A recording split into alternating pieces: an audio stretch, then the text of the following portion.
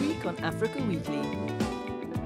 We take you to the Democratic Republic of Congo, where thousands of people who have fled the various conflicts in their country will not be able to vote in the postponed presidential election.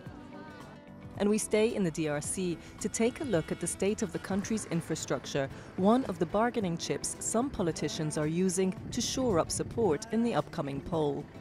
But first, a summary of the stories that made the headlines this week.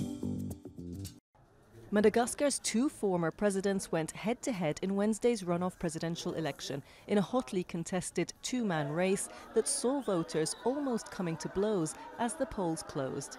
The contenders André Rajoelina and Marc Ravalomanana came a close first and second in November's first-round election, with Rajoelina winning 39% compared with 35% for Ravalomanana.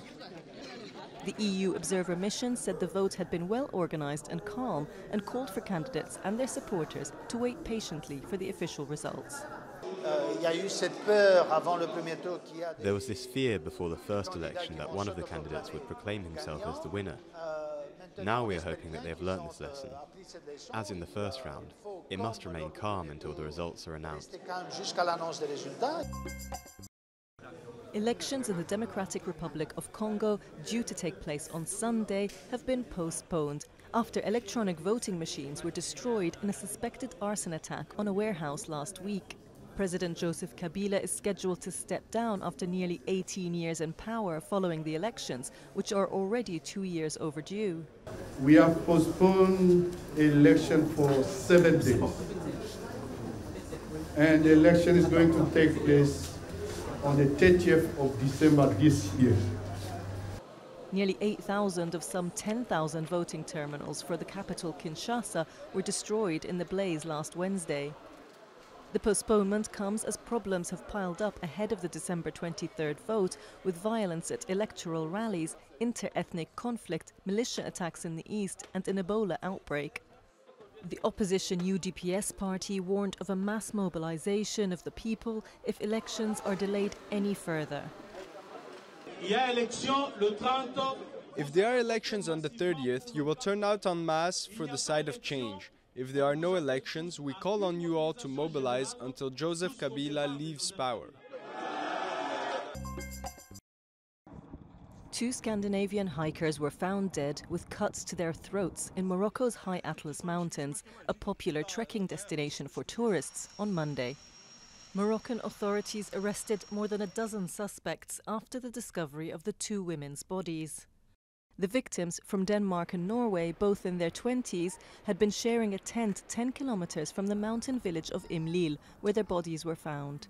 Imlil is a starting point for trekking and climbing tours of Mount Toubkal, which at 4,167 meters is the highest summit in North Africa. Hundreds of people went out onto the streets of Freetown on Saturday to call for an end to sexual violence against women, including the First Lady of Sierra Leone, Fatima Bio. The previous week, Bio launched Hands Off Our Girls, a program aimed at combating sexual violence, child trafficking and prostitution, child marriage and teenage pregnancy. The demonstration took place just days after the Sierra Leone government promised a crackdown on rape and sexual abuse, as the number of officially reported cases of sexual violence has nearly doubled in the past 2 years to over 8,500 cases. Many sexual assault victims in Sierra Leone are teenagers, but younger children are also affected, with some abuse victims not even a year old. South African police said on Wednesday that an arrest warrant had been issued for Grace Mugabe, the wife of former Zimbabwean President Robert Mugabe. Grace Mugabe was accused of allegedly assaulting a model in Johannesburg in 2017 using an electrical extension cord at an upmarket hotel where her two sons were staying. At the time, the government granted Mugabe diplomatic immunity, allowing her to leave South Africa. The model suffered cuts to her forehead and the back of her head. And staying in South Africa, Afrikaners gathered near the South African town of Dundee in KwaZulu-Natal on Sunday to commemorate the 180th anniversary of the victory of the Voortrekkers over the Zulus during the Battle of Blood River in 1838. 180 years have passed, but We have approached a time in these days where we again experience the threats that can and potentially have the ability to annihilate our nation. There's all kinds of psychological, economical, physical threats.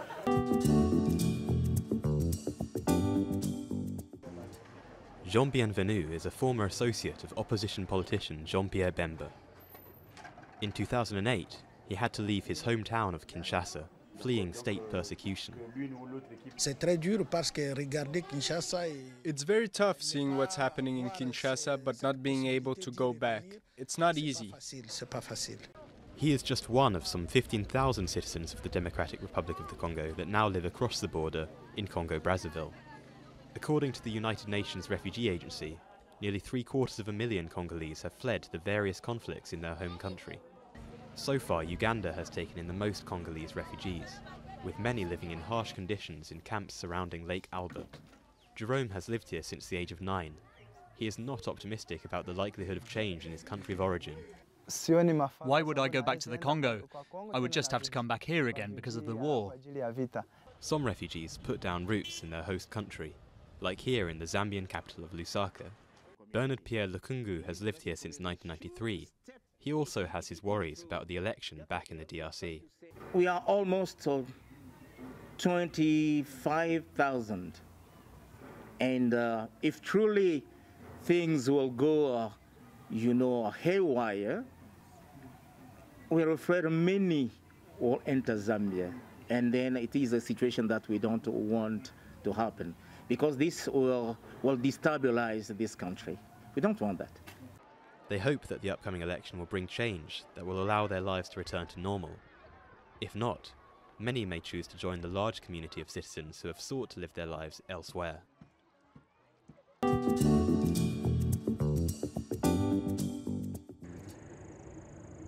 Founded before the country's independence, the international port of Matadi is one of the DRC's few access points to the sea. Day and night, employees unload containers full of imported products, heading for the markets of Kinshasa. Not much has changed since the creation of the port, and most of the equipment is now well out of date. It's true that the National Transport Agency is still using equipment left over from the colonial period. But it's also true that we've got skilled workers who are really putting in a good shift. With the election rapidly approaching, the improvement of port facilities is one of various issues vying for attention from politicians. What I want us to do after the elections is to quickly renovate the port. Once the trucks are fully loaded, it's time to start the long journey to Kinshasa. Heading in the opposite direction, trucks loaded with wood and minerals to be exported overseas.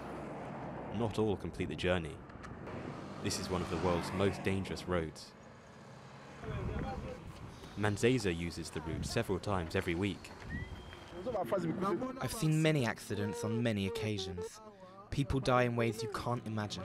Heads smashed in, parts scattered about. You see their guts and all that. That's the damage you get with these vehicles. It's serious. Drivers have to pay a $10 toll to make use of the road. It's a lot of money in a country where most people get by on less than $2 a day. Aware of these issues, various candidates in this month's election are promising to sink billions of dollars into developing the country's infrastructure. It remains to be seen which of the candidates' claims have done the most to sway the country's 40 million strong electorate.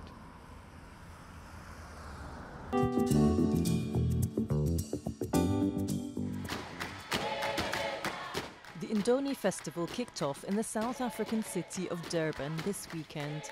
12 groups from across the country represented their respective tribes over the two-day pageant, which aims to showcase and embrace South Africa's cultural diversity.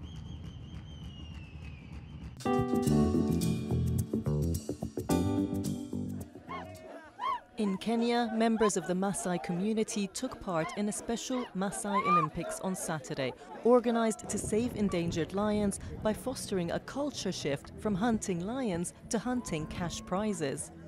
For generations, Maasai warriors proved their manhood by killing a lion, but a campaign led by Kenyan Olympic champion David Rudisha is working to swap spearing for sport. That's all from us at Africa Weekly. Until next week.